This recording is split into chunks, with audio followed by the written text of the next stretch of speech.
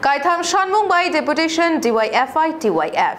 Karak Shalok Kaitham Shanmung Notiye DYFI Te TYF Agortola Press Club Biskangli Shimi Rally Klai Postum Tripura Hankor Fani Thani Deputation Iafarka Borokni Shanmung Rock Shebok Bukta Azuk Thai Shupugnani Fekjaknai Manikire Klainani no Koboi Kubuni Shanmung Noti Shaino Borokni Korakti Shama এক হচ্ছে কাজের দাবি, কর্মসংস্থানের দাবি, জঙ্গল রাজত্ব অবসান করা এবং যে দুর্নীতি চলছে গোটা দেশ রাজ্য জুড়ে এই দুর্নীতির অবসান করা, নেশার বিরুদ্ধে প্রশাসনিক কঠোর ব্যবস্থা করা।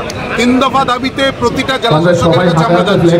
এই 3টা দাবিতে আমরা জেলা শাসককে বলছি এই দাবিগুলা রাজ্যের 40 লক্ষ মানুষের স্বার্থে।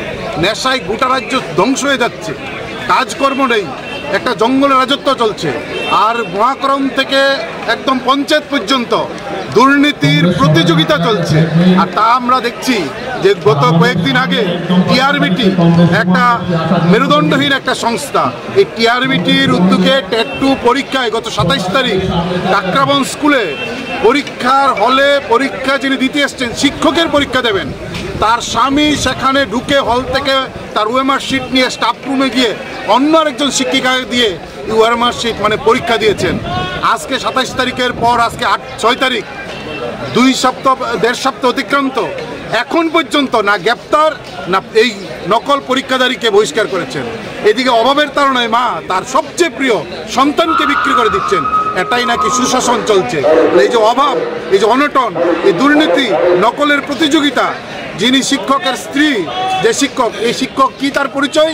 তিনি স্থানীয় বিধায়কের সবচেয়ে ঘনিষ্ঠ। তার বিরুদ্ধে এই কারণে তার স্ত্রী হলে পরীক্ষা দেবে না, তার স্ত্রীর পরীক্ষা স্টাফ রুমের অন্য ম্যাডাম দেবে। এই সুশাসনের বিরুদ্ধেই আমরা রাস্তায় নেমেছি।